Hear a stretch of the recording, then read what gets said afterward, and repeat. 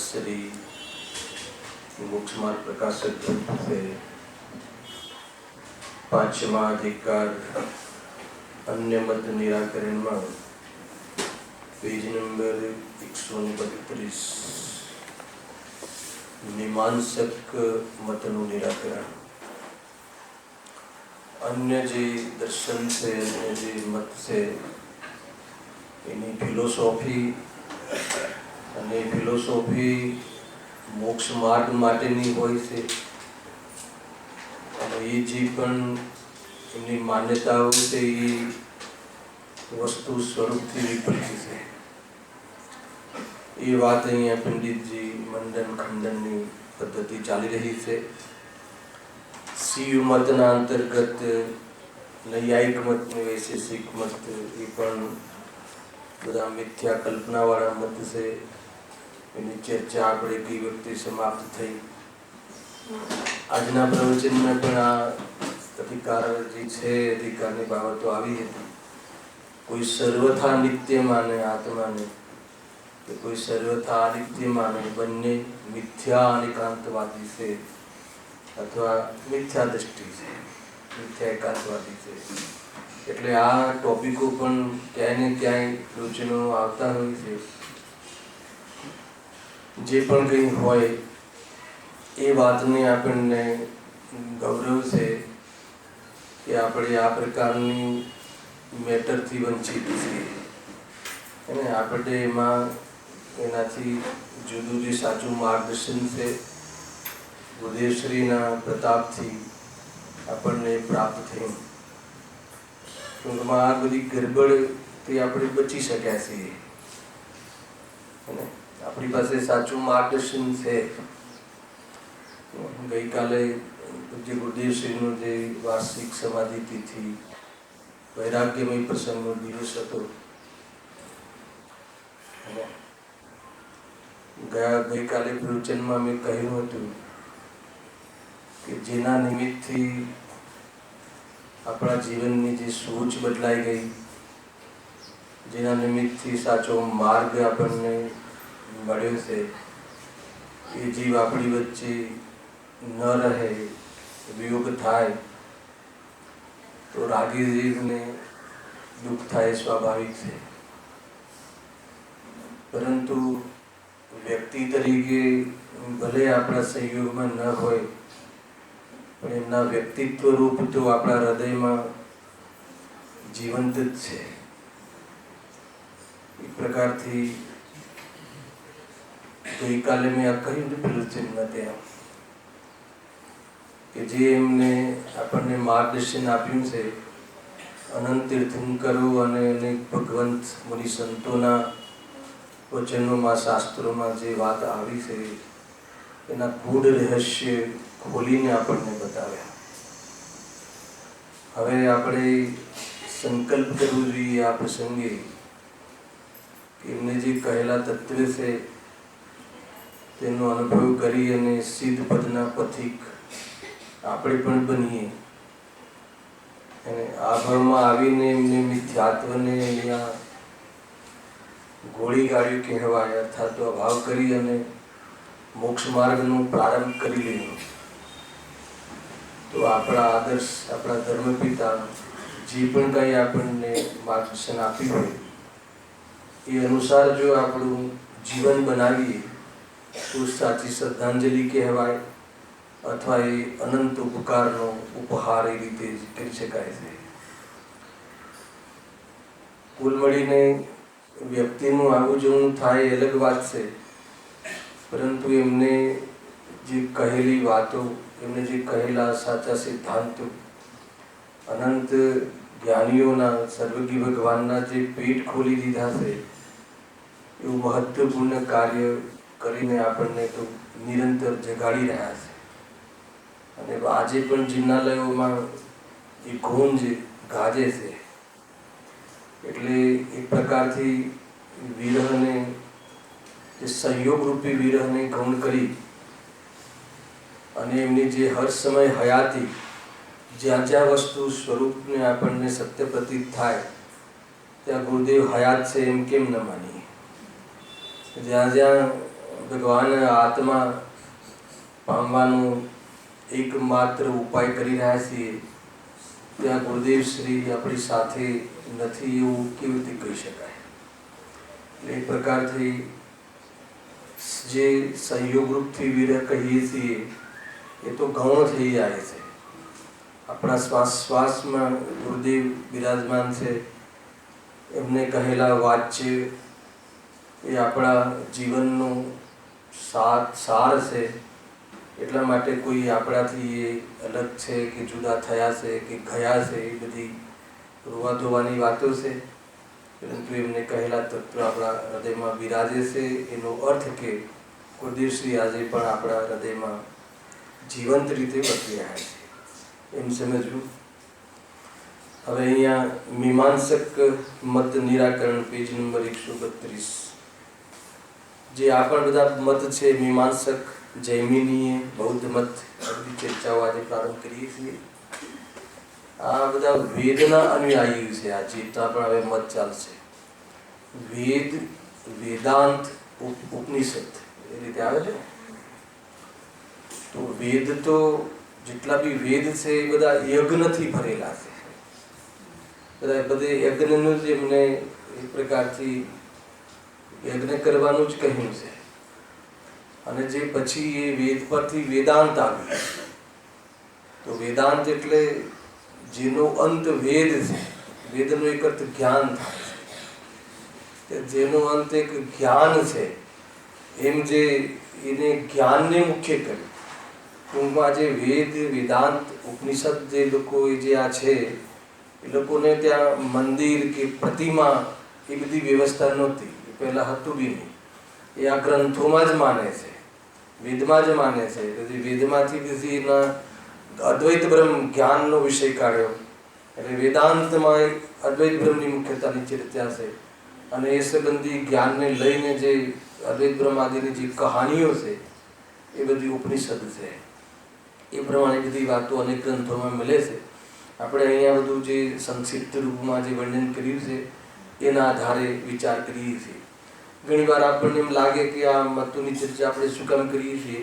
તો આજના જ પ્રવચનમાં આવ્યું ને, હવે જે સર્વથા જે નિત્ય માને છે એ સાંખ્ય મત આપણે થઈ ગયું. સર્વથા અનિત્ય માને છે બૌદ્ધ મત, બરાબર. હવે આપણે પણ સર્વથા નિત્ય ને સર્વથા અનિત્યની કલ્પના કરીએ છીએ કે નહીં, એનો અર્થ બી ખબર હોવો જોઈએ. ઘણીવાર એ પ્રવૃત્તિ તો કરતા હોય, પણ આ સર્વથા નિત્યવાદી એકાંત ચાલી રહ્યું છે, મિથ્યાત્વ ચાલી રહ્યું છે, એ શબ્દમાં ભલે ખબર ના હોય, પ્રવૃત્તિ તો કરી રહ્યા છીએ.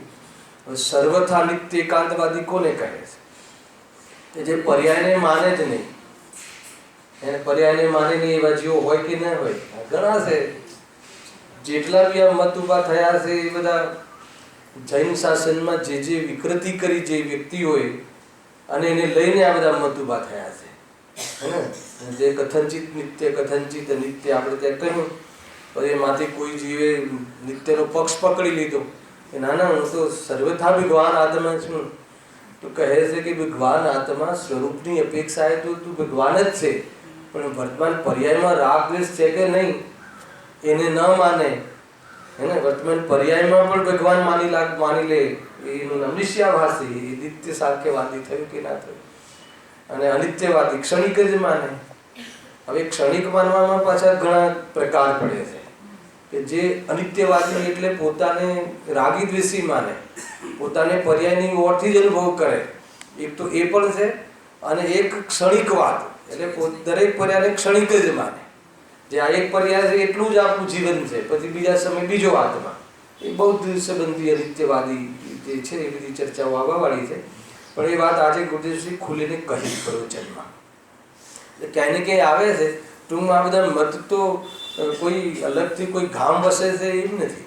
તો આપણી દૃષ્ટિમાં કોઈ આ પ્રકારનું જે એકાંત ચાલતું હોય તો એ આવા, અને પછી એ કોઈ એક વ્યક્તિથી મત ચાલતો નથી, પછી એના ગ્રુપ બનતા હોય છે, પછી એ રીતે સંપ્રદાયો ખડા કરતા હોય છે, અને અનેક પ્રકારના મતાંતરોના દ્વારા એક જ મતમાંથી પાછા ખોટા મતના બી અનેક ભેદો પડતા હોય.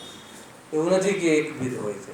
જો કે વિકૃતિ બહુ છે ને, ઝઘડા બહુ છે, એટલે ઝઘડા કરી કરીને ચોકા અલગ થતા જાય છે. મીમાંસક બે પ્રકારે છે, એક બ્રહ્મવાદી અને એક કર્મવાદી. આમ તો પૂર્વ મીમાંસક તો કર્મવાદી છે, પછી એમાંથી પાછો એક કોઈ મત પડ્યો હશે, મતભેદ પડ્યો હશે, તો એક બ્રહ્મવાદી અલગ થઈ ગયો. હવે એનું શું સ્વરૂપ છે આપણે વાંચીએ છીએ. તેમાં બ્રહ્મવાદી તો આ સર્વ બ્રહ્મ છે, બીજું કાંઈ નથી, એ પ્રમાણે વેદાંતમાં આવ્યું ને, આ વેદાંતવાળા થઈ ગયા. વેદાંતમાં અદ્વૈત બ્રહ્મને નિરૂપણ કરે છે. તેઓ આત્મામાં લીન થવું તે મુક્તિ કહે છે. એનું મિથ્યાપણું પૂર્વે દર્શાવ્યું તે વિચારવું, એમ કહીને વિષય અહીંયા ન ખોલ્યો. આગળ થઈ ગયો અદ્વૈત બ્રહ્મ. તો તમને આમાં ભૂલ લાગે છે કે આમાં મિથ્યાપણું લાગે છે? અહીંયા આત્મામાં લીન થવું તે મુક્તિ છે, તેમાં શું ખોટું કહ્યું હે ને? અને એ રીતે એ પ્રમાણે વિચારવું, અહીંયા કહ્યું આગળ જેમ કહ્યું છે મિથ્યાપણું. આપણે ત્યાં બી કહે છે કે આત્મામાં લીન થવું એ જ તો મોક્ષ છે, એ તો ધર્મ છે. તો આ મિથ્યાપણું કેમ કહે છે? પૂર્વની વાત આપણે ના સાંભળી હોય તો આપણે એમ લાગે કે નહીં, આ વાત તો સાચી છે. તો એ લોકો જે આત્મા કોને માને છે, પરમાત્મા કોને માને છે, લીન થવું એને શું માને છે, એ બધી ચર્ચા થઈ ચૂકી છે. જો વેદજ્ઞાનના બળના આધાર ઉપર એને આ સાત તત્વોનો વિચાર કરી અને વેદજ્ઞાનના બળ ઉપર સ્વરૂપમાં લીન થવું, નિર્વિકલ્પ થવું, એ તો ધર્મ છે. પરંતુ અહીંયા જે આત્મામાં લીન થવાનો અર્થ એ છે કે અદ્વૈત બ્રહ્મ નામનો એક એને સુપર ઓથોરિટી છે, અને જે આત્માઓ છે, આત્માઓ મોક્ષ જાય એટલે એમાં વિલીન થઈ જાય છે, અર્થાત તો પોતાનો અભાવ કરી લે છે. એક તો એ એમને ત્યાં મોક્ષની સ્ટાઇલ છે. તો કહે છે કે પોતાનો અભાવ કરીને મોક્ષ જવું હોય એવું અમને પોસાય નહીં. આગળ એનું તોડ પણ આપે છે. એક તો એ છે. અને હવે એ રીતે કહ્યું. અને બીજું અહીંયા જે કહ્યું ને કર્મવાદી, એ શું કહે છે એ સાંભળીએ. ટૂંકમાં ભેદજ્ઞાન કરી અને આત્માની પ્રાપ્તિ, સ્વ અને પર, સ્વમાં અપનાપન, પરમાં પરાયાપન, જે વસ્તુ જેવી છે એવી માને, દરેક વસ્તુ ગુણ પર્યાયવત પૂરી પુણ્ય છે એમ સમજી અને વિકલ્પ જ ના રહે કોઈ પદાર્થમાં કંઈ કરવાનો કે કોઈના દ્વારા પોતાનામાં કંઈક કરાવવાનો. કેમ કે દરેક દ્રવ્યત્વ ગુણને લઈને દ્રવ્ય છે, અર્થાત પરિણામ સ્વભાવી હોવાના કારણે પોતાની પર્યાય સ્વકાલમાં થાય છે. તો એવી રીતે જો વિચારી અને કર્તૃત્વના, એકત્વના, મમત્વના ભાવોથી નિવૃત્ત થઈ જાય તો એ સ્વરૂપમાં લીન થવાની વાત આવી. પણ એવું તો ત્યાં છે નહીં. હવે બીજામાં આચારને મુખ્ય કર્યું, સાંભળી લીધું. તથા કર્મવાદી ક્રિયા, આચાર અને અજ્ઞ આદિ કાર્યોના કર્તવ્ય પ્રમાણે પણ કરે છે. હવે કર્મવાદી શું કરે છે? ક્રિયા, આચાર અને અજ્ઞ આદિ કાર્યોના કર્તવ્યપણાને પ્રરૂપણ કરે છે. હવે જો ક્રિયાઓને મુખ્ય કરીને કથન કહે, હવે જબરજસ્ત એનું અહીંયા ખંડન કરે છે. પણ એ ક્રિયાઓમાં રાગાદિનો સદભાવ હોવાથી એ કાર્યો કોઈ કાર્યકારી નથી. બહુ જબરજસ્ત વાત છે. ટૂંકમાં આપણે ત્યાં પણ આમ કહે ને કે ભાઈ આચાર અને વિચાર બે વસ્તુ મુખ્ય છે. તો જ્યાં વિચાર અને આચાર, વિચાર જ્ઞાનની ઓરથી વાત છે અને આચાર આચરણની ઓરથી વાત છે. તો જે જ્ઞાનની ઓરથી વિચાર કરવાની વાત કહે તો જે વિચારમાં ભેદ જ્ઞાનના પોષણની મુખ્ય વાત છે અને આચારમાં વિતરાગતાના પોષણની મુખ્ય વાત છે. આ બે રીતે આચાર વિચારને જો સમજવામાં આવે આ દૃષ્ટિકોણથી તો કોઈ પ્રોબ્લેમ નથી. ખ્યાલ હું જે કહું છું આચાર વિચાર બે શબ્દ ખ્યાલમાં આવે છે બીજભાઈ? જ્યાં વિચાર કરવાની વાત આવે કે ભાઈ તત્વનો વિચાર કરો, તત્વનો અભ્યાસ કરો, તો તત્વના અભ્યાસમાં કોઈ સૌક્ષમ જ્ઞાન વધારવાનો ઉદ્દેશ હોય, તત્વના વિચારમાં કોઈ બહારમાં માન કષાયના પોષણની વાત હોય, અને ભેદ જ્ઞાન જે આગમ આશ્રિત ભેદ જ્ઞાન એ સ્પષ્ટ કરી અને અંદરમાં ભેદ જ્ઞાનનો પોષણ કરવાની, દ્રઢતા કરવાની વાત જ ના હોય તો શાસ્ત્ર સ્વાધ્યાય ગમે એટલું કરે શું મિનિંગ? અને આચરણમાં બી, હવે આચરણની વાત બહુ જોરદાર છે. આચરણ કોઈ ક્રિયા, ધાર્મિક ક્રિયાઓ આપણે ત્યાં પણ હોય છે, પૂજા, ભક્તિ, જે પણ ઉપવાસ, વ્રત આદિ છે, બધી જ આચરણ જે સદાચાર છે, બધી ક્રિયાઓ લીધી. પણ એ ક્રિયાઓમાં એ લખ્યું ને રાગાદિનો સદભાવ અથવા રાગાદિ પોષક હોય, રાગાદિ મટાડવાનું પ્રયોજન પણ ના હોય. પેલા ઉપવાસ કરે પણ માન કશાયના અભાવનું પ્રયોજન ન હોય, ઉપરથી અર્થાત તો બધા ભોગના પરિણામોના અભાવનું પ્રયોજન તો ન હોય, પણ માન કશાયના પોષણનું પ્રયોજન હોય, તો કહે છે કે એ ક્રિયા કાર્યકારી કઈ રીતે કહેવાય? ક્રિયા તો ઉપવાસની, ક્રિયા તો ધર્મમાં કહી છે એ ક્રિયા, પણ એ ક્રિયાના માધ્યમથી જો માન કશાયનું પોષણ કરે, મિથ્યાત્વનું પોષણ કરે, એકાંતનું પોષણ કરે, શુભભાવમાં ધર્મ માની અને પુરુષાર્થનો લોપ કરી લે, તો એ ક્રિયા એ જીવ માટે અજ્ઞાન રૂપ થઈ કે વ્યવહાર રૂપ થઈ? હલાવે કે નહીં આખી વાત જે મોમેન્ટ છે એ તો અજ્ઞાનનું પોષણ કરી. ક્રિયા ધાર્મિક ક્રિયા તો નિશ્ચયની સાથે થવાવાળી સહચર ક્રિયાઓ, અર્થાત તો નિશ્ચયને બતાવવાળી ક્રિયાઓ અથવા તો નિશ્ચયને પોષણ કરવામાં અનુકૂળ ક્રિયાઓ, પરંતુ એ ક્રિયાઓના માધ્યમથી અભિપ્રાયમાં કષાય આદિનું પોષણ કરે તો એ કાર્યકારી કેવી રીતે કહેવાય? ટૂંકમાં આ બધી ફોર્મ્યુલાઓ છે. આ ફોર્મ્યુલાઓ દ્વારા આપણે જે જીવન જીવી રહ્યા છીએ એમાં ફોર્મ્યુલા લગાવીને જોઈ લેવાનું, ચેક કરી લેવાનું કે આપણે વેમાં છીએ કે નહીં. આપણે કોઈ બહુ જ્ઞાનનો વિષય બહુ બનાવતા હોઈએ, બહુ વાદ વિવાદ, તત્વ ચર્ચાના બહુ મોટા મોટા પ્રોગ્રામો રાખતા હોઈએ, પણ આપણે ભેદ જ્ઞાન તરફ આપણું ધ્યાન ના હોય, ખાલી જ્ઞાન વધારવા તરફ ધ્યાન હોય, તો સમજી લેવાનું કે એ બધું સંસારમાં હેતુ બને છે, ભાવનો હેતુ બને છે. કાર્ય સ્વાધ્યાય ગરજ છે ભાઈ, આપણે તો આપણામાં ઘટાડવું છે ને એ રીતે. અને જે બી ક્રિયાઓ કરીએ, જે બી પ્રતિષ્ઠાઓથી લઈને, પંચકલ્યાણકોથી લઈને, શિબિરોથી લઈને, 10 લક્ષણ પર્વના આયોજનો અને આ અને જે બી આયોજનો હોય, જે બી જન્મદિવસના અને જે બી જન્મ કલ્યાણકના ગુરુદેવશ્રીના આદિના બધા આયોજનો હોય, પણ એ આયોજનમાં એકલા રાગના જ પોષવાની વાત હોય તો એ ધાર્મિક ક્રિયા કેવી રીતે કાર્યકારી કહેવાય? કેટલું જબરજસ્ત સાવધાન કરે છે પંડિત. ક્રિયાઓનો કાર્ય કરવાનો ના નથી કરી, પણ એ શામાં હેતુ બનવું જોઈએ, એ શામાં વાસ્તવમાં નિમિત્ત બનવું જોઈએ? તો કહે છે કે વિતરાગ થવામાં, કશાય મટાડવામાં, કશાય ઘટાડવામાં, કશાય મરની મર્યાદા કરવામાં, અગર જો એમાં કારણભૂત ન બનતું હોય તો એ બધી કરેલી ક્રિયાઓ વાસ્તવમાં જીવને બંધના કારણ બને છે. બંધના અભાવમાં હેતુ પણ નથી બનતા, ખ્યાલ આવે કે નિમિત્ત પણ નથી બનતા. એટલા માટે અહીંયા એનો નિષેધ કર્યો છે. ઘણીવાર આમાંથી આપણને ફોર્મ્યુલાઓ મળી જાય, ખ્યાલ આવે પંડિતજી એક જ કથન કહે પણ આપણને ઇશારો કરી દે છે કે ધ્યાન રાખજે ભાઈ, તું જેમાં કરે છે એમાં પણ આ વસ્તુને સાચવજે.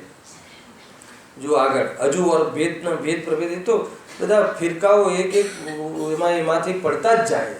એમાં કેટલાય બધા ગંજ બની જતા હોય ને, કચ્છ બની જતા હોય ને, એટલી બધી બની જતું હોય છે. પોતપોતાની અલગ અલગ દુકાનો ચાલતી હોય છે, હે ને. આ બધું આ વિકૃતિમાં થાય છે, હે ને. એક તો પહેલા તો મત ખોટો, અને ખોટા મતમાં બી પાછા કેટલાય મતોના ભેદ. અરે ભાઈ, જ્યાં સાચો મત ચાલે છે ત્યાં બી એકાંત કરીને મત પડી જાય, ભેદ પડી જાય છે ને. એ રીતે પંથ પડી જાય છે, અને પંથ તો એક જ છે. વિતરાગ માર્ગ એક જ માર્ગ છે, બીજો કોઈ માર્ગ હોય જ ના શકે. ગુરુદેવજી એટલી દ્રઢતાથી કહેતા કે માર્ગ તો એક જ છે, અને 3 કાળમાં હોય એક જ પરમાર્થનો પંથ, 2-4 પંથ ના હોય. અહીંયાથી બી જવાય ને અહીંયાથી બી જવાય, મોક્ષે એવું નથી હોતું. કેટલી દ્રઢતા છે બોલો. જો હવે એક ભટ્ટ અને પ્રભાકર પાછા ભેદ. વળી ત્યાં ભટ્ટ અને પ્રભાકર વડે કરેલી 2 પદ્ધતિ છે. તેમાં ભટ્ટ તો પ્રત્યક્ષ, અનુમાન, વેદ, ઉપમા, અર્થાપત્તિ અને અભાવ એ 6 પ્રમાણ માને છે, અને પ્રભાકર અભાવ વિના 5 જ પ્રમાણ માને છે. પ્રમાણનો વિષય ખોલતા જ નથી પંડિતજી, કેમ કે બહુ મોટો વિષય છે, અને અહીંયા ન્યાયના વિષયો નથી શીખવાડવા, તો ઇશારો કરવો છે. તરત જ કહ્યું, પણ તેનું સત્યાસત્યપણું જૈન શાસ્ત્રોથી જાણવું. જૈન શાસ્ત્રથી મિલાન કરીને આપણને હોમવર્ક આપ્યું, હે ને. હોમવર્ક કરવું જોઈએ ને, કે મિલાન તો કરીએ. હવે પેલા લોકો જે એમને જે પ્રમાણ બતાવ્યા એમાં એક અભાવ નામનો બતાવ્યો છે. અને આ અભાવને નથી માનતા. અને આપણે ત્યાં અભાવ નામનો એક ધર્મ છે, અભાવ નામની એક શક્તિ છે. હલાવે કે નહીં? છે કે નહીં? અભાવ, 4 ભાવ, 5 ભાવ, પ્રાગ ભાવ, પ્રધ્વંસ ભાવ, અન્યોન્ય ભાવ, અત્યંત ભાવ, એને આ પર્યાયમાં રહેલી યુક્તાઓ છે. અનેક અભાવ શક્તિ, ભાવ શક્તિ, અભાવ ભાવ શક્તિ, ભાવ ભાવ શક્તિ, અભાવ ભાવ શક્તિ, કેટલી બધી શક્તિ. અભાવ નામનો એક સ્વભાવ છે. શું કહ્યું? અને એ લોકો અભાવને માનતા જ નથી. હે ને? અભાવ કોઈ અભાવ રૂપ નથી, અભાવ પણ એક સ્વભાવ રૂપ નેચર છે. અને એ નેચરને લઈને આપણે સ્વચ્છ છીએ, સુરક્ષિત છીએ. હે ને? આપણામાં ભાવ નામનો ધર્મ છે, એટલે જેવી પર્યાય હોય એ બદલાવાની જ છે. આ ભાવ નામનો ધર્મ છે એટલે બીજી વસ્તુનો આપણામાં પ્રવેશ જ નથી. કેટલી બધી બાબતો છે ભાઈ, ખ્યાલ, ઘણી બધી એંગલ છે, કન્સેપ્ટ છે. જો, અને એ લોકો તો આ ભાવ એક આ ભાવને માને છે પ્રમાણ. અને આ ભાવ કોઈ પ્રમાણ થોડી છે, આ ભાવ તો ધર્મ છે, સ્વભાવ છે. એ રીતે હે હા, ખોટો માન્યો એને બી, એને આ ભાવનું સ્વરૂપ ખબર નથી. જો, વળી ત્યાં ષટકર્મ સહિત બ્રહ્મસૂત્રના ધારક અને શૂદ્રનાદિના ત્યાગી ગ્રહશાસ્ત્રમ છે નામ જેનું એવા ભટ્ટ છે. ભટ્ટની થોડી પરિભાષા બતાવી. કેવા છે? તો કે બ્રહ્મસૂત્રનું સ્મરણ કરતા હોય આખો દિવસ, પછી શૂદ્રના હાથે અન્ન ગ્રહણ ન કરે, અને એ રીતના મતલબ એવો ત્યાગ હોય છે, અને ગ્રહશાસ્ત્રમાં રહે છે. એવી જે પોષણવાળા, પરિસ્થિતિવાળા ત્યાં હોય છે વ્યક્તિઓ, એનું નામ એ ભટ્ટ ગ્રુપવાળા છે, ભટ્ટ. હે ને? તથા વેદાંતમાં યજ્ઞોપવિત રહિત, યજ્ઞોપવિત શબ્દ કહ્યો હતો ને ગઈ વખતે, યજ્ઞોપવિત. હે ને? આપણે ત્યાં પણ જે અણુવ્રત ગ્રહણ કરે છે ને, યજ્ઞોપવિત એટલે એ પણ જનોઈને ગ્રહણ કરે છે. જનોઈ પેલા દોરીઓ બાંધે ને, ધાગો, એ અણુવ્રત. હે ને? એ છે નહીં, આપણે ત્યાં પ્રથામાં પણ નથી. એ તો બધી બ્રાહ્મણમાંથી આવેલી પ્રથાઓ છે. એ લોકો તો જનોઈનો બહુ મોટો પ્રસંગ હોય છે, એમને બહુ મોટું આમંત્રણ આપતા હોય છે, અને આપણે જતા બી હોઈએ છીએ. એમાં જાઓ છો ગામડાઓમાં આમંત્રણ આપે, લોકો જાય ભાઈ જનોઈનો, એ લોકો આપણે બહુ મોટો પ્રસંગ ગણાય. આપણે જ્યાં દીક્ષા કહીએ ને, એ લોકો ત્યાં જનોઈ દીક્ષા જેટલો મોટો પ્રસંગ ગણાય. અને એને લઈને જે આપણામાં બી અણુવ્રત ગ્રહણ કરે ને, તો અણુવ્રતના પ્રતિક રૂપે જનોઈ ગ્રહણ કરવા લાગે છે. ખરેખર તો શું છે કે એને પણ બીજી રીતે પછી આપણે ત્યાં ઘટિત કરવામાં આવ્યું. ક્યાંક ને કેવો બ્રાહ્મણની પ્રથાઓ ચાલતી હોય, જીવ પ્રભાવિત થઈ જાય એટલે શું કરે, તો આપણે ત્યાં પછી શું કર્યું કે અણુવ્રતને જેને ગ્રહણ કર્યા હોય એ રક્ષા પોટલી બાંધવા લાગ્યો. એ હજુ રક્ષા પોટલી બાંધવાવાળાને ખ્યાલ નથી. એ તો રક્ષા માટે બાંધે છે, સારી રક્ષા માટે, એના પૈસાની રક્ષા, એની ભોગોની સામગ્રીની રક્ષા, એના આયુષ્યની રક્ષા, એના માટે એ રક્ષા પોટલી બાંધે છે. પૂછી લેજો તમે, ખબર જ નથી, સ્પષ્ટતા જ નથી. ખરેખર રક્ષાની જે બાંધવાની જે પદ્ધતિ છે અથવા જે નિયમ છે એ યાદ રાખવા માટે કે મેં અણુવ્રત ગ્રહણ કર્યા છે, અને એનું જીવન પવિત્ર હોય છે, એટલે સામેવાળો વ્યક્તિ બી સાવધાન રહે કે આના અણુવ્રત ખંડિત ન થઈ જાય, એવી જાતિનું કોઈ ઘરમાં બીજો વ્યક્તિ બી એટીટ્યુડ ના કરે. એ રીતે હોય છે. હે ને? આપણે જે ઓલામાં બી આપે છે ને, વિધાનોમાં આપે છે એને રક્ષા સૂત્ર. રક્ષા પોટલી તો એ લોકોનો શબ્દ છે. રક્ષા સૂત્ર એ શું છે? રક્ષા સૂત્ર એટલે શું? હે ને? આપણે હવે વિધાનનો પ્રારંભ કરીએ છીએ, એટલે હવે હું સાવધાન રહીશ. જે નિયમો જે કર્યા છે તૂટે નહીં, અને એનું આપણને ભાન રહે, ખ્યાલ રહે, એટલે જોઈને યાદ રહે. શું કરે? એટલા માટે બાંધવામાં આવે છે. હે ને? અને હવે હું બસ આમાં સ્થાપના કરી લીધી છે, એટલે હવે મારે કોઈ સૂતક બૂતક લાગુ નહીં પડે. એ સૂત્ર બાંધી લે ને પછી એને કોઈ મરણ થાય તો સૂતક નથી લાગતું.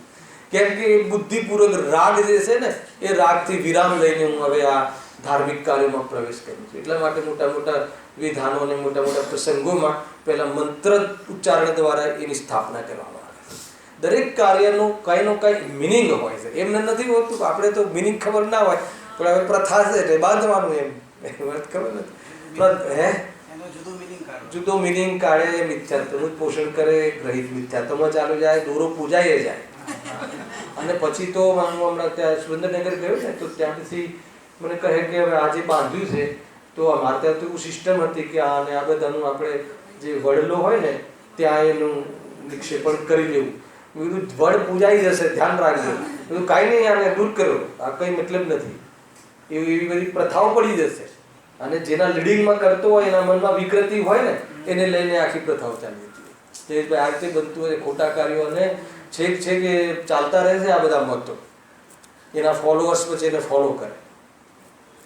સમજમાં આવે છે કે નહીં? આ રીતે ચાલતું હોય. બીજું કશું નહીં. એટલે ત્યાં એક ભાઈનો આગ્રહ હતો, મેં કોઈ એમાં કોઈ નહીં, તમને ડર લાગતો તો મને આપો, હું એને નખાઈ દઉં છું. એવું કંઈ ફરક પડતો નથી. ડર લાગતો ને કોઈને કે કંઈ વડલામાં ભૂત રહેતા હોય આવીને પરચો કરી જાય, કશું છે જ નહીં. અરે આત્માને કોઈ અડે નહીં. એને પ્રેતાત્મા બી એક ભગવાન આત્મા છે. એનું સ્વરૂપ તો વર્તમાન પર્યાયમાં મિથ્યાત્વ લઈને દુઃખી છે, હે ને? એ સ્વયં પોતાના મોહ રાગદ્વેષથી એ પણ દુઃખી છે ને આપણે આપણી કસાયથી દુઃખી છીએ. તો કસાય નામનું મોહ નામનું ભૂતળું દૂર કરવું જોઈએ. અને એ ભૂત બહુ વળગ્યું છે આપણને. એ ભૂતનો ઉપાય કરો, નિકાલ કરો તો કામ થશે, નહીં તો નહીં થાય. એ વાતો છે ભાઈ, એ વાતો કરો. તથા વેદાંતમાં યજ્ઞોપવિત રહિત વિપ્ર અન્ન આદિના ગ્રાહક, વિપ્ર એટલે બ્રાહ્મણ, બ્રાહ્મણના હાથે જ આ અનાજ ગ્રહણ કરે. અને અને એ ભાગવત છે નામ જેમનું, અને એ ભાગવત નામ છે 2 પદ, પાછા એના 4 ભેદ, બહુ બધા ભેદો, કેટલા ભેદ પડી જતા હોય જો. અને આ ભેદ કોઈ પ્રકાર નથી. આ ભેદ તો અંદરની વિકૃતિ લઈને પડેલા અલગ અલગ પ્રકારના ગ્રુપ, હે ને? એ નાથી સાચો માર્ગ પણ બચ્યો નથી. સાચા માર્ગમાં આફ્ટરઓલ તો આમાંથી જ નીકળ્યા ને, આમાંથી જ પણ પોતાની દુકાન ચલાવી હતી, હે ને? ઘણી બધી બાબતો છે જો. તેમના 4 પ્રકાર છે: કુટિયર, બહુદક, હંસ અને પરમહંસ. પરમહંસ છે ને એનો મત છે રામકૃષ્ણ પરમહંસ. એ ગ્રુપમાં આવી જાય. હવે કંઈક ત્યાગ વડે સંતુષ્ટ થયા છે, હે ને? જો આ બી કહ્યું, આમાંથી એક લીટી કાઢી, એમને મર્મ કાઢ્યો કે એ લોકો ધર્મના નામે ક્યાં સંતુષ્ટ છે? અમે ત્યાગ કર્યો ને, અમે વિપ્રના હાથે જ અન્ન લઈએ છીએ, અમે બીજું બધું અમને ત્યાગ છે, અમે અહીંયા જ રહીએ છીએ, અમે બહાર જતા નથી. તો હવે શું કહે છે? કંઈક ત્યાગ વડે સંતુષ્ટ થયા છે, પરંતુ કહીને એવું ખંડન કરે છે, પરંતુ જ્ઞાન શ્રદ્ધાનું મિથ્યાપણું અને રાગાદિનો સદભાવ તેમને હોય છે, તેથી એ વેશ કાર્યકારી નથી. આમાં શું સમજવું? ખ્યાલ માની લો કે હવે તમે થોડીક ઓર વિચાર કરો, આગળ વિચાર કરો કે એમને થોડો ત્યાગ કરે, પરંતુ જ્ઞાન શ્રદ્ધાનું ઠેકાણું નથી, એમાં મિથ્યાપણું છે. તો પછી એ ત્યાગ કરેલો એ વેશ જે ધારણ કર્યો એ શું કાર્યકારી છે? હવે તમે અહીંયા દ્રવ્યલિંગી મુનિને તમે અહીંયા લઈ આવો કે જેને વાસ્તવમાં જે જીનાગમમાં કહ્યું છે એ પ્રમાણેનો બહારનો બધો ત્યાગ પણ છે. કસાય પણ બહુ ઘણી ખરી મંદ છે, પરંતુ એ કસાયની મનતામાં ધર્મ માને છે અથવા શ્રદ્ધામાં અને જ્ઞાનમાં ઠેકાણું નથી. તો કહે છે કે એ ત્યાગ શું કાર્યકારી? લગાવો તમે. એનો અર્થ શું? એનો અર્થ શું? પછી એનો અર્થ કે ત્યાગ નહીં કરવો અને અપક્ષ આદિનું સેવન કરીને આપણે જીવન જીવવું જોઈએ, એવો અર્થ છે? અરે એનો અર્થ એ નથી. એનો અર્થ કે સમ્યક શ્રદ્ધાન કર. જીવન તો જેટલી ભૂમિકામાં જે પવિત્ર હોય એવું પવિત્ર હોવું જોઈએ, એવું છે ભાઈ. એને આ વખતે મને દિવાળી પર પ્રવચન કરાવી ખબર છે? એ વખતે મેં એક વાક્ય કહ્યું હતું, દિલીપભાઈ ખ્યાલ હતો, મારું મન નહોતું, પણ હવે આવી જાય વિષય હોય તો. ઘણી વખત શુભ ભાવ હે છે, 100% હે છે. હેનો અર્થ શું? હેનો અર્થ ન કરવો એમ છે. હેનો અર્થ એમાં ધર્મ ન માનવો એમ છે. પણ હેની એવી તાકાતથી કે એવી શૈલીથી નિરૂપણ નહીં કરો શુભને કે જેથી પાપ ઉપાદેય થઈ જાય. આ વાત મેં ત્યાં કહી હતી. કોઈ લોકો એમ કહે ને કે ભાઈ વાત તો આત્માની છે ને, આત્માની દ્રષ્ટિ કરવી, પછી ભલે ને એસીમાં બેસે કે ના બેસે. અરે એવું નથી, એમ થોડી અર્થ છે. એનો અર્થ કે એનો અર્થ શું કાઢવો? એનાથી ફરક નથી પડતો અમે જે જીવન અસંયમ જીવીએ છીએ. તો કે એ તો તારી દ્રષ્ટિમાં અસંયમ ઉપાધિ થઈ ગઈ, તને ખ્યાલ નથી આવતો, હે ને? અસંયમનો ત્યાગ કર્યો છે એ જ જીવ સંયમ અને મોક્ષ માર્ગમાં આગળ વધે છે. અને અસંયમ સમ્યક દ્રષ્ટિને હોય છે. ચોથા ગુણસ્થાન અસંયમિતનું છે, પણ એ અસંયમનું એને ઘણું જ વ્યથા હોય છે. એમાંથી નીકળવા માટે એને અંદરમાં બહુ મૂંઝવણ હોય છે, અને એમાં પાછો માર્ગ શોધી લીધો છે. એમાં વિશેષ પુરુષાર્થ કરીને સંયમ ધારણ કરે છે, હે ને? એટલે તમે એ રીતે અસંયમને ઉપાધિ કરી નાખો. સંયમ ભાવ વિશુદ્ધિને હે એ તો વિતરાગતાની સામે હે છે, હે ને? અને એને વિતરાગતા ગ્રહણ કરવાની હોય ત્યારે વિશુદ્ધિને પંપાડવાની ના હોય. વાત એમ છે, પરંતુ તું એ રીતે નિરૂપણ કરે અને એવી તાકાતથી તું એ રીતે વાત કરે હે ને વ્યંગમાં કે જાણે મતલબ કે શુભને હે કહીને લોકોમાં અશુભ ઉપાદેય થઈ જાય છે. જુઓ પછી આપણી મનોવૃત્તિ આમે શુભમાં ક્યાં ધર્મ છે એનો શું અર્થ? શુભમાં ધર્મ નથી એનો અર્થ કે શુદ્ધમાં ધર્મ છે, પણ આમે શુભમાં ધર્મ નથી ના ખ્યાલ આવે. એટલે પછી અશુભ છોડવાની ને આ બધું નિયમો કરવાની ને આ બધું ત્યાગ કરવાની ને આ રાત્રિ ભોજન છોડવાની આ બધી જફામાં શું કામ પડ્યું? એ તો શુદ્ધાત્માની સામે, શુદ્ધાત્મામાં લીન થવાની સામે સાક્ષાત સિમંદર ભગવાનની ભક્તિ પણ જફા લાગે છે. હાલ કે નહીં એ જફા કોની સામે છે એનો આપણને વિવેક હોવો જોઈએ. અચ્છા, એ મને બતાવો કે ત્યાગ આદિ જે રાત્રિ ભોજનનો ત્યાગ, અભક્ષનો ત્યાગ, એ બધી જડની ક્રિયાઓનો જફા છે, તો આ સ્વાધ્યાય કરવું એ ચેતનની ક્રિયા છે કે જડની ક્રિયા છે? બતાવો હવે, હે ને? હવે આ સ્વાધ્યાય કરવું એ બી તો જડની ક્રિયા છે ને, એ બી તો શુભભાવ છે ને, એ બી તો પૂતગલના પરિણામ છે ને, એ બી તો બંધની ક્રિયા છે ને. પેલા કે નહીં એનાથી નિદ્રા થાય છે, તો કેટલા દિવસથી જીતુભાઈ તો રેગ્યુલર છે, તો કેટલી નિદ્રા થઈ બોલો? એક બી પ્રવચન છોડતા નથી વ્યક્તિને કેટલી નિદ્રા થઈ? હા, એનો અર્થ કે પ્રવચનમાં ના આવું ક્યાંથી કાઢ્યું? આ જીવને જે એનો પક્ષ છે ને, જે પક્ષ ગમે છે ને, એ પક્ષને પકડે છે. અરે સ્વાધ્યાય જેટલું મહાન કાર્યમાં પણ રહેવાની ના પાડે છે, એનો અર્થ કે એનાથી બી કોઈ ઊંચી જગ્યાએ જવાનું કહે છે. એ વાત એમ છે ચંદ્રકાંત. આ ઉલટા હાથ કાઢીને એની જે વૃત્તિ છે ને એનું પોષણ કરે છે. એનું નામ એકાંત, એનું નામ અન્ય મત, અને પછી પોતાનો એક મત ચાલુ કરે છે. ભાઈ, ભગવાન આત્માની વાત કરવી એનું નામ ધર્મ છે. ખાવા પીવામાં શું દમ રાખ્યો છે, હે ને? મીઠાઈઓમાં સમય ન બગાડવો, બજારમાંથી લાવી દેવું અને આખો દિવસ ભગવાન આત્માનો માળા જપવી, તો કે એવું ધર્મ છે જ નહીં. હે એકાંત થઈ ગયું ને, એની ક્રિયા ભાઈ આ વસ્તુ છે. અરે ભગવાન આત્મા બહુ ઊંચી ચીજ છે. એમાં જે એને જોવે એને ભોગોમાં સુખ નથી પાસતું. શરૂઆત ત્યાંથી થાય. અને જેમ જેમ એનો આશ્રય લે છે, એમાં સુખ ભાસવી છે સ્વભાવમાં, એટલે આશ્રય લે છે એટલે ભોગના ભાવ મટતા જાય છે. મટાડવાની વિધિ છે. હરાવે કે નહીં? બહુ સાવધાન રહેજો ભાઈ. અન્ય મત કેવી રીતે ઘૂસે છે, ખોટો મત કેવી રીતે આપણા મતમાં ઘૂસી જાય છે, અણસમજથી કેવી રીતે આભાસ થઈ જાય છે ધર્મના નામે. 7મો અધિકાર આવશે ત્યારે બહુ પેટ ખોલીને વાત કરીશું આપણે. પેટ ખોલીને એટલે શું? હે ને? હાથ પકડીને આપણી ભૂલ આપણે કબૂલ કરીશું એમ. એને હાથ પકડીને બતાવીશું અને કાન પકડીને કબૂલ કરીશું. શું કહ્યું? એ રીતે છે. આપણે કોઈ છું, આપણે સ્વાધ્યાય કરીએ છીએ, આપણે બધા સાથે વાત છે. આપણે ક્યાં અટક્યા છીએ એ આપણે શોધીશું અને આપણે એને કબૂલ કરીને ભાવ કરીશું. બસ માર્ગમાં પ્રસ્તુત થઈ જાય, હે ને? વાત ખતમ થઈ ગઈ.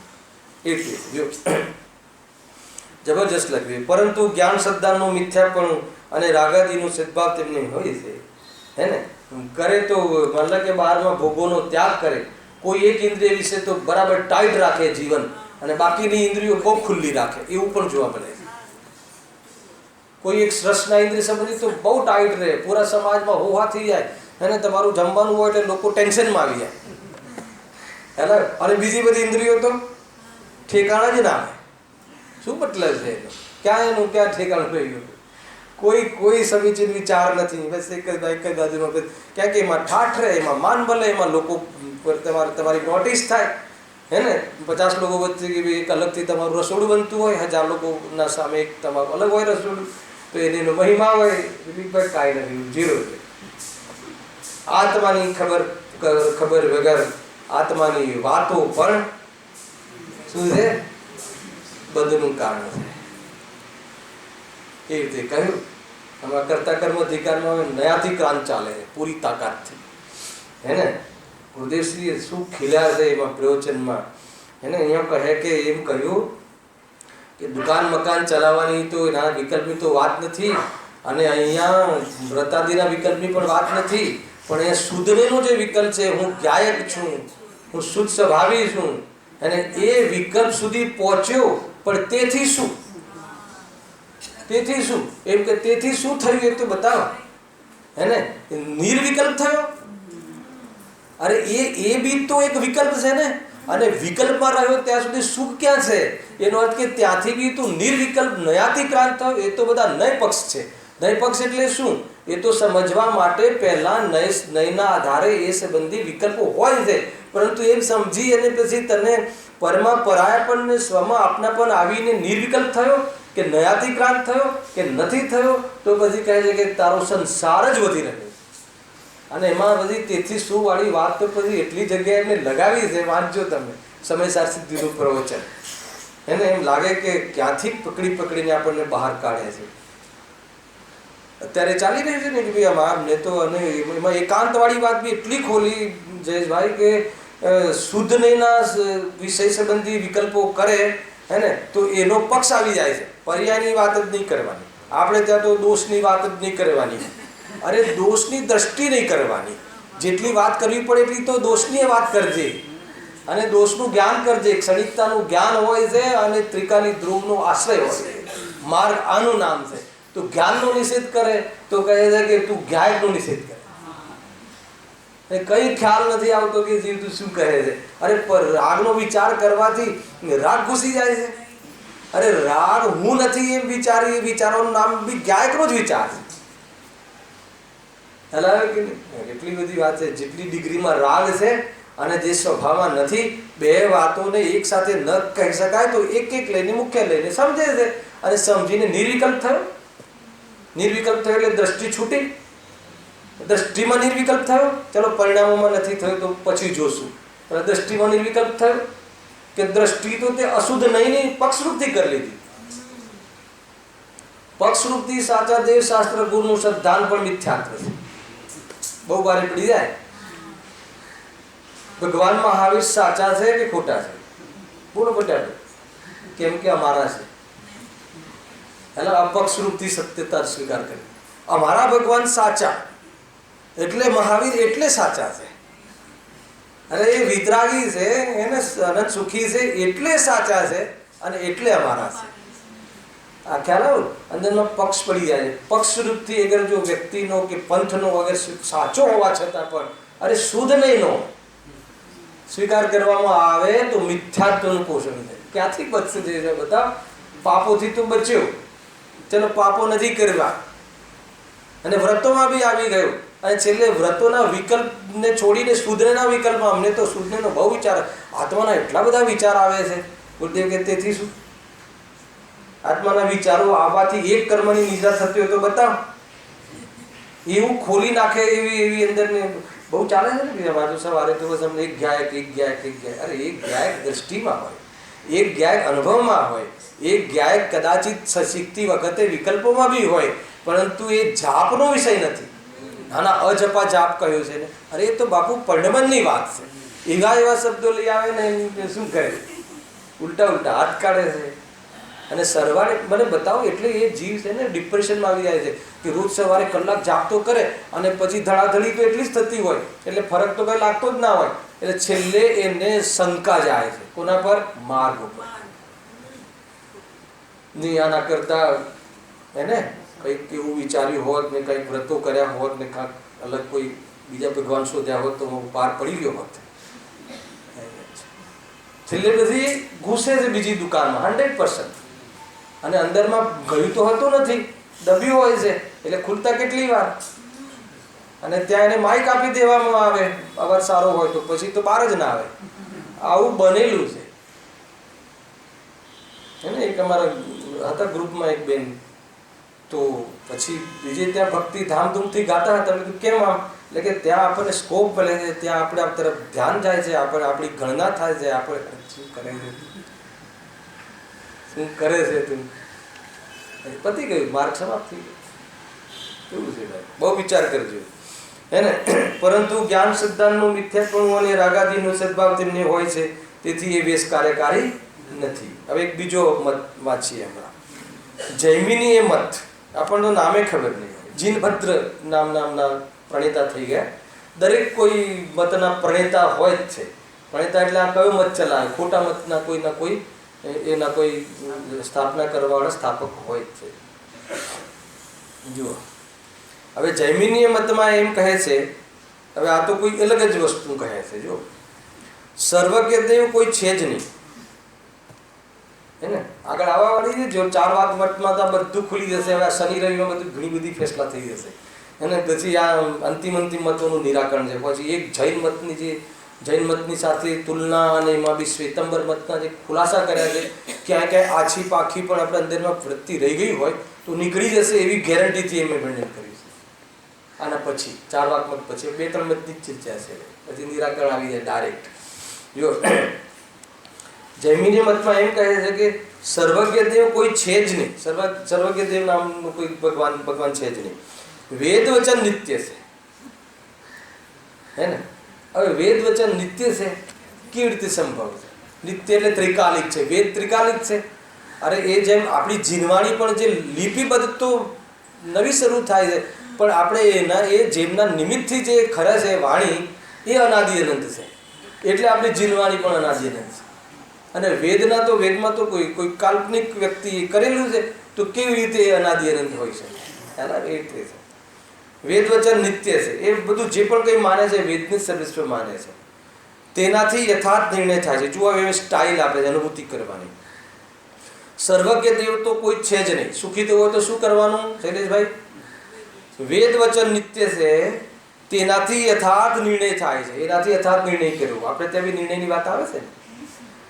માટે પહેલા વેદપાઠ વડે ક્રિયામાં પ્રવર્તવું એવું નોંધના છે, એવી પ્રેરણા છે. લક્ષણ જેનું એવા ધર્મનું સાધન કરવું. પહેલા આ એમને ધર્મનું સાધન કરવા શું કહ્યું? વેદને વાંચન કરવું, વેદના માધ્યમથી નિર્ણય કરવો. શાનો નિર્ણય કરવો? આત્માનો નિર્ણય શાનો કરો? વેદમાં તત્વ કયા કયા છે એ ઠેકાણું જ નથી. ટૂંકમાં એમ વેદ જે કહે છે એમ કરવું. શું કહે, શું કરવું એ લખ્યું છે. જો આગળ લીટીમાં શું કરવું, વેદ શું કહે છે ને શું કરવું લખ્યું છે. એમ લાગે કે જો જેમ કહે છે કે ઉદાહરણ સ્વ કામોગ્નિ યજેત સ્વર્ગાભિલાષી અગ્નિને પૂજે. એટલે જો તમારે સ્વર્ગમાં જવું હોય તો વેદમાં ઉપાય બતાવ્યો છે. શું? અગ્નિની પૂજા કરવી. એટલે તમારે રોજ અગ્નિની પૂજા કરવી. હવે કોઈનું કોઈ ચાલતું જશે. હવે એનો જે તોડ આપે છે પંડિતજી, એનું જે ખંડન કરે છે આગળ જોરદાર છે. જો આપણે ત્યાં પણ નિર્ણય કરવાની વાત આવે જીનવાણી, આગમના માધ્યમથી તત્વનો નિર્ણય કરજે, અભ્યાસ કરજે, એનો નિર્ણય કરે, પછી પ્રતીતિ કરે. આપણે ત્યાં એમ નથી કીધું કે જો પહેલા શું કહ્યું? આગમનું સેવન, યુક્તિનું આવલંબન, પરાપર ગુરુનો ઉપદેશ. ત્યાં એમથી અનુભૂતિ નહીં થાય, એના પછી સ્વાનુભવ કરજે તો કહે છે કામ થશે. અહીંયા સ્વાનુભવની તો વાત જ નથી. વેદ કહે તારે સુખી થવું હોય તો વેદ એમ કહે કે અગ્નિની પૂજા કર, ઝાડની પૂજા કર, હે ને, પ્રાણીઓને બચાવ, તો કે તારું કલ્યાણ થઈ જશે. તો કે તારે એ કામ કરવું જોઈએ. હવે એનો તોડ જે આપે છે એનું ખંડન જુઓ. અહીં પૂછીએ છીએ પહેલા તો એમને વેદનો જે આગ્રહ રાખ્યો ને કે ભાઈ તારે વેદ તો નિત્ય છે અને એનાથી તારે નિર્ણય કરવો જોઈએ. હવે એના માટે જબરજસ્ત એનું ખંડન કરે છે એ કથનનું. સાંભળો. શૈવ કોણ છે? શિવ મતવાળાને શૈવ કહેવાય, હે ને? બુદ્ધ મતવાળાને બૌદ્ધ કહેવાય, જીન મતવાળાને જૈન કહેવાય, વૈષ્ણવ મતવાળાને વૈશ્ય મતવાળાને વૈષ્ણવ મતવાળાને વૈશ્ય કહેવાય. આ રીતે છે આપણે મને છે. શૈવ, સાંખ્ય, નૈયાયિક બધા વેદને માને છે. જેટલા બી બાકીના કેટલાય મતો વેદને માને છે. બરાબર છે? કારણ કે વેદ છે ને બ્રહ્માની દેન છે, આગળ આવવા વાળું છે. જો અને તમે પણ માનો છો, એમને કહ્યું ને હવે ખંડન, તમે પણ માનો છો. એટલે તમે એટલે કોણ? જૈમિની મત. જૈમિની મતવાળાને પંડિત ટોડરમલજી કહે છે કે જે વેદ નિત્ય છે અને એનું નિર્ણય કરવો જોઈએ, તો વેદ તો ઘણા મત માને છે, નૈયાયિક આદિ મત બી માને છે, તમે પણ માનો. હવે સાંભળો, તો તમારા અને તેઓ બધામાં તત્વાદી નિરૂપણમાં પરસ્પર વિરુદ્ધતા દેખાય છે. તેનું શું કારણ? મતલબ કે તમે જીનવાણીને માનો, હું જીનવાણીને માનું, અને તમે ગુરુદેવને માનો, હું ગુરુદેવને માનું, તો પછી તત્વનો ભેદ શું કામ આવે? એનો અર્થ કેટલા અર્થ નીકળે સાંભળજો. એને આપણને એમ લાગે કે આટલું બધું કોઈ વિચારી શકે છે. અગર જો આપણા બધાના અગર પ્રણેતા એક હોય, આપણા બધાનો આશ્રય આયતન એક હોય, તો પછી બધાનામાં તત્વ નિરૂપણ, તત્વ મીમાંસા અલગ કેમ પડી? બધાની સોચ અલગ કેમ પડી? તો પછી કાં તો વ્યાખ્યાનકાર જૂઠા હોવા જોઈએ, કાં તો વેદમાં સ્ખલન હોવું જોઈએ, બેમાંથી એક ઠીક કરો, હે ને. અગર જો બધા વ્યાખ્યાનકારમાં ભૂલ છે તો બધાને ભેગા કરી વાદ વિવાદ કરી ઝઘડા કરીને નિર્ણય કરાવો કે કોણ ખોટા છે ને કોણ સાચા. અને જો એ ના કરી શકો તો માની લો કે વેદમાં સ્ખલન છે એમ માની લો કે વેદ જૂઠો છે એમ માની લો. બોલો શું માનવું છે? એ એવા ખંડિત કરે છે. સાંભળો, જોરદાર છે. જો વાંચું છું. જો વેદમાં જ કોઈ ઠેકાણે કઈ અને કોઈ ઠેકાણે કઈ નિરૂપણ કર્યું તો તેની પ્રમાણતા કેવી રીતે રહી? હવે તમે એમ કહી દો કે ભાઈ વેદમાં લખ્યું છે, પેલા કહે છે વેદમાં લખ્યું છે, અને આપણે ત્યાં બી એક ચાલી ગઈ પ્રથા, આગમમાં કહ્યું છે. હવે ન આગમ એને વાંચ્યું છે કે ન આગમ જે આગમમાં, હવે એ ધારા ચાલે છે, આગમમાં છે, આગમમાં છે, હે ને. મને એકવાર આ બારે બનેલું, એક બ્રહ્મચારી બેનને કોઈ અમારે ડિસ્કસ થયું બધું કે નહીં આ ધવલામાં છે, એટલે એમને એમ કે આપણે આ ચાલી જશે ને આ સભામાં નામ આપ્યું. એટલે કીધું નહીં બેન, ધવલામાં કયા ભાગમાં કયા પાના પર છે એ કહો, અમે એને વાંચીને પછી નિર્ણય કરીશું. હેલો ના, તો એ તો ખબર નથી. તો કે મને કોઈએ કહ્યું હતું ધવલા. આ રીતે જ ચાલે છે. એક આગમનો સીલ અને ગુરુદેવનો સીલ, બે સીલ લોકો એવા યુઝ કરે છે કે જીવ ભ્રમિત થઈ. ધ્યાન રાખજો, બહુ મોટી વાત. હવે હું તમને આ કંઈ બી કહું ને કે ભાઈ આ ગુરુદેવે કહ્યું છે, એટલે તમારે તમારી બધી જે મગજમાં ઉઠવાવાળી વિકૃતિ વિકલ્પ બેસી ગયા, વિરોધ બેસી ગયા. પણ ગુરુદેવે કહ્યું છે તો ક્યાં કહ્યું છે, કઈ અપેક્ષાએ કહ્યું છે, કયા પ્રસંગમાં કહ્યું છે, કેમ કહ્યું છે, એ કહીને શું કહેવા માગે છે, અને એ કહીને અમારે શું કરવાનું છે, આટલી બધી વાતોનો વિચાર કરવાનો છે. એટલા માત્રથી એક માત્રથી નથી ચાલતું. એ આપણે ત્યાં પરીક્ષા પ્રધાની છે. તીર્થંકર ભગવાને કહ્યું હોય તો પણ તું સ્વાનુભવ કરીને એને પ્રમાણ કરજે. એમ નહીં કે ભગવાને કહ્યું છે એટલે આત્મા છે, એમ નહીં. એમને કહ્યું છે, ખોટું નથી કહ્યું, આત્મા છે, અનુભવ કર્યો છે ને કહ્યું છે. પણ તું એમને કહ્યું છે ને માની લઈશ એવી વૃત્તિ રાખીશ તો આ વૃત્તિથી તું બીજો કંઈ કહેશે તો માનવાની વૃત્તિ ઊભી થઈ જશે. કેટલા એંગલ છે એ. એટલે આ કોઈ પોપાભાઈનું રાજ નથી રુદ્રસિંહને શબ્દમાં. એમ નથી કે હા ભાઈ ભગવાને કહ્યું એટલે હું શુદ્ધ છું, એમ નહીં. શુદ્ધ ભગવાને કહ્યું છે એટલે શુદ્ધ છું એ વાત તો સાચી હશે, પણ શુદ્ધ કેવી રીતે છું એનું એક પ્રકારથી પ્રમાણિકતા, એનું પ્રમાણિકતા તો છે જ, પ્રમાણ તો છે જ, પણ એક પ્રકારથી એને સિદ્ધ કરવાનું છે, સાધ્યની સિદ્ધિ કરવાની પોતાના સ્વાનુભવથી. ને તો શું મજા આવે એટલે. હા, આગળ શું કહે છે? વેદમાં જ કોઈ ઠેકાણે કોઈ અને કોઈ ઠેકાણે કઈ નિરૂપણ કર્યું તો તેની પ્રમાણતા કેવી રીતે કહેવી? હે ને. જો તે સ્યાદવાદ નથી ને જયેશભાઈ, એટલે પ્રોબ્લેમ થાય.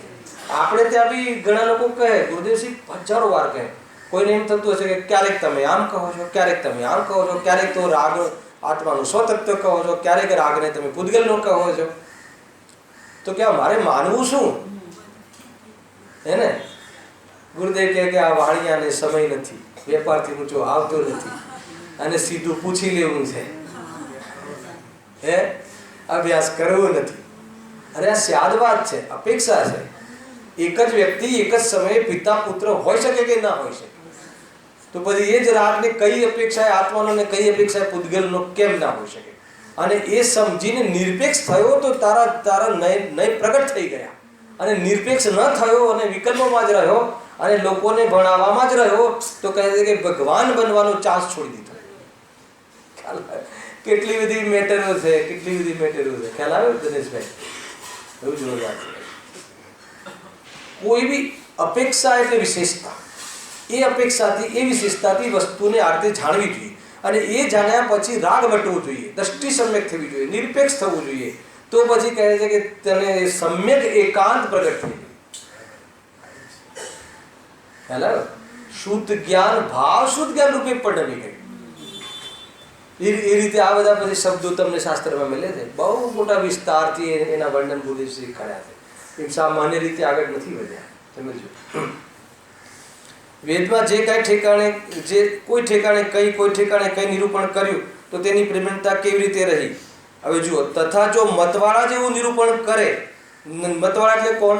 એના વ્યાખ્યાનકાર અને એના લીડર જે હોય એ બધા લીડરો, વિદ્વાનો, અગર એવું નિરૂપણ કરે છે તો તમે પરસ્પર ઝઘડી નિર્ણય કરી, ઝઘડી એટલે શું? વાત ઉહાપો કરી, ઝઘડી નિર્ણય કરી, એકને વેદના અનુસાર તથા અન્યને વેદથી વિરુદ્ધ ઠરાવો. તમે નક્કી કરો કે સાચું કોણ. નૈયાયિક સાચા કે જૈમિની સાચો? પેલા વેદ, અગર જો વેદમાં ના અલગ અર્થ કરતા તો આ નક્કી કરો. પોસિબલ છે? પોસિબલ છે? આપણે ત્યાં પણ માન લો કે જે એકાંત કરે છે, હે ને, જેને નથી સમજવું એને કોણ સમજાવે, અને જેને સમજવું છે એને પણ કોણ સમજાવે? અરે હર જીવ સમજવાનો પિંડ છે, તો સ્વયં જિમ્મેદારી છે અને સ્વયં સમજી લેશે. એટલે આ કોઈને સુધારવાની ને કોઈને મત બદલાવાની મેટર નથી. સ્વયં પોતાનો મત બદલી અને સ્વરૂપમાં રહે તો એને જોઈને લાખો લોકો પલટી ગયા અને પલટી રહ્યા છે. એકવાર બી જઈને નથી કહ્યું ગુરુદેવશ્રી કે તમે આ માનો, કહ્યું હોય તો બતાવો આમ છે, અમને આ સત્ય લાગે છે, આ સત્ય છે અને અમને આ સત્ય ભાષે છે અને સત્યનો સ્વાદ લઈ રહ્યા છે. એમાં તમારે જોડાવું હોય કે ના જોડાવું હોય, ન એમને એટલે સુધી વિકલ્પ છે, હે ને? હા છે ભાઈ. જો હા, અમને તો એમ ભાષે છે, હવે એમને એમનો અભિપ્રાય મૂક્યો, અમને તો એમ ભાષે છે કે વેદમાં જ પૂર્વાપર વિરુદ્ધતા સહિત નિરૂપણ છે. તાકાત છે કોઈની? હાથીના પગ નીચે આવવું હોય તો આવું બોલજો એમ. શું કહ્યું ખ્યાલ આવે છે ભાઈ? અમને તો એમ ભાષે છે કે તમારું વેદ જે છે, તમારું જે શાસ્ત્ર છે, એ શાસ્ત્ર પૂર્વાપર વિરુદ્ધ એટલે જુઠ્ઠું છે, રોંગ છે, ગલત છે. પૂર્વાપર વિરુદ્ધ એટલે એ જ તારું શાસ્ત્ર જ તારા કથનને ખંડન કરે છે. પહેલા જે કહે છે અને બીજી વખત કહે છે તો પૂર્વાપર વિરોધ એટલે કે એમાં કોઈ ઢંગડાળા નથી, ખોટું છે. એનું એક જ વાક્ય બીજા વાક્ય એનું ખંડન કરે છે. એટલે કે આ વાત તારી ખોટી છે. એક ગુરુ, એક જ્ઞાની બીજા જ્ઞાનીને કાપે છે, હલાવે કે નહીં? આ બધામાં જોયું ક્યાંય કે આપણા મનોવૃત્તિ ન પડી હોય તો જ્ઞાની ક્યારે? એક વિદ્વાન બીજા વિદ્વાનને જોઈને ભડકે શું કામ? ખ્યાલ આવે કે નહીં? શું કામ ભડકતા હશે? બધાનો માર્ગ એક છે. તો એ વાત ક્યાંય ને ક્યાંય અંદરમાં ખોલવા જેવી છે કે ક્યાંય ને ક્યાંય ભૂલ કરે છે. એ તે છે. હા, વેદમાં જ પૂર્વાપર વિરુદ્ધતા સહિત નિરૂપણ છે. તેથી તેનો પોતપોતાની ઈચ્છા અનુસાર અર્થ ગ્રહણ કરી જુદા જુદા મતના અધિકારી થયા છે. પૂરેપૂરો ખુલ્લે બારણે આરોપ.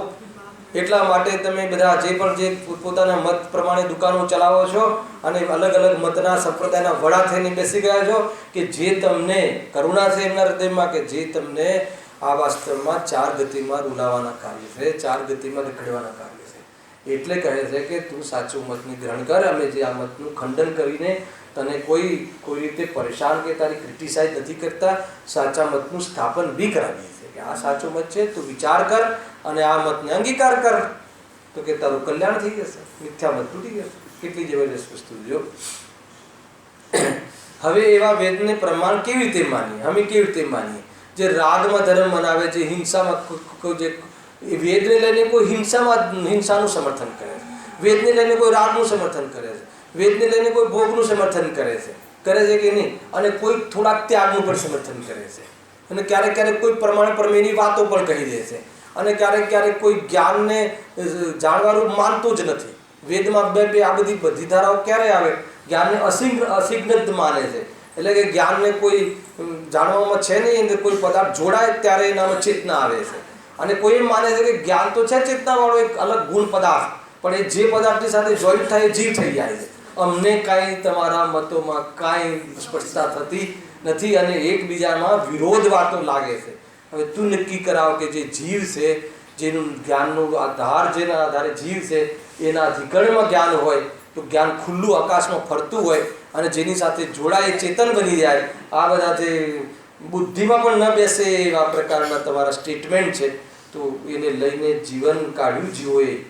ખ્યાલ આવે છે કે નહીં? એને એકચ્યુઅલી ખરેખર કહું ને તો એ મતમાં જન્મ્યો ને તો એને લઈને જે બી એમને ઈષ્ટદેવ સ્થાપ્યા ને એને અગરબત્તી કરવાનું નામ જ છે. અને એમને ત્યાં શું કહ્યું એ બી એમને ખબર નહીં. જોઈ લો, આજે પૂછી લો, કોને ટાઈમ છે? આપણે એક ભગવાન જોઈએ, આપણા કુટુંબના એક ભગવાન જોઈએ, બસ. કયા છે કે જ્યાં અમારે જેને નમવું જોઈએ સવારે, બસ. પછી એમને શું કહ્યું છે એમને ત્યાં પણ શું તત્વો કયા છે, પછી નંબર આવે કે તત્વો સાચા છે કે ખોટા છે. એવું નથી. આપણે ત્યાં બી તમે કોઈને ઘેર જમવા જાઓ ને પછી પૂછો હે ને, આ કોઈ જગ્યાએ લગ્નમાં ને પછી આ બધી વિધિ વિધાન રખાવે ને તો મારી આદત છે થોડું. હવે જ્યારે મને બોલાવો જ છો તો હું પૂછું, અથવા ઉપવાસ કરાવે ત્યારે પૂછું, 7 તત્વના નામ ખબર છે કે શું છે 7 તત્વ?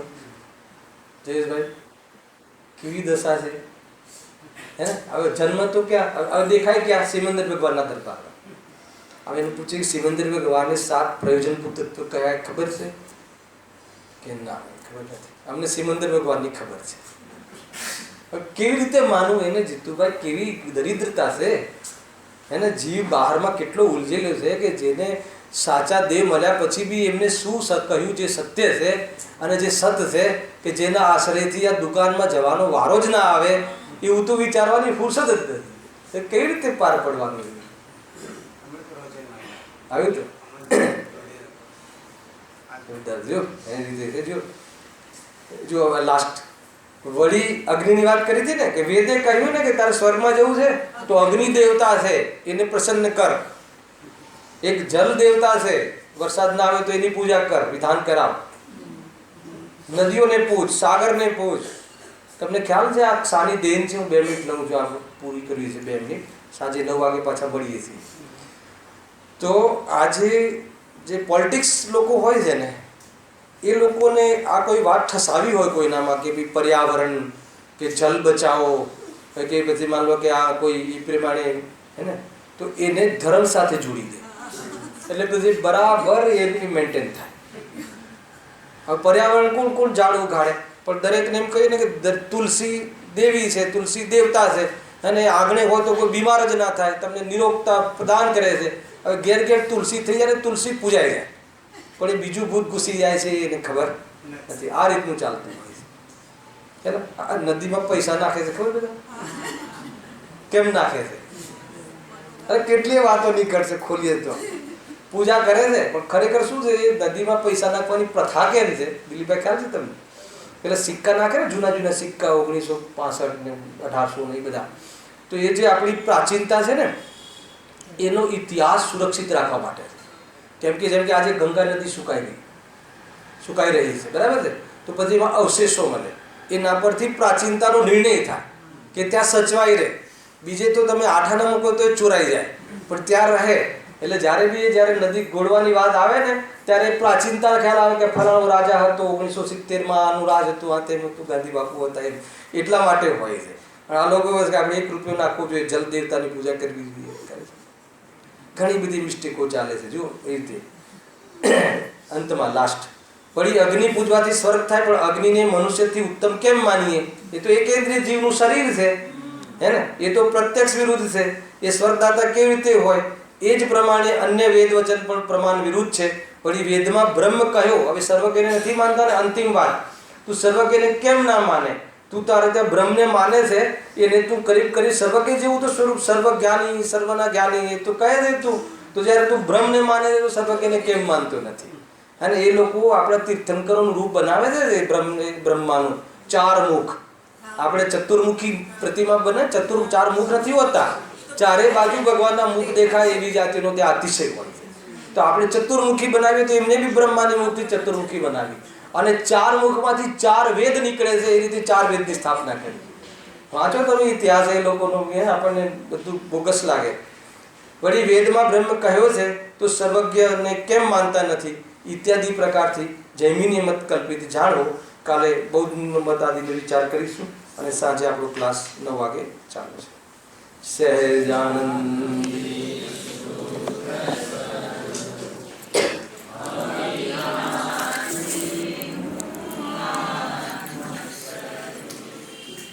સહેજાનંદ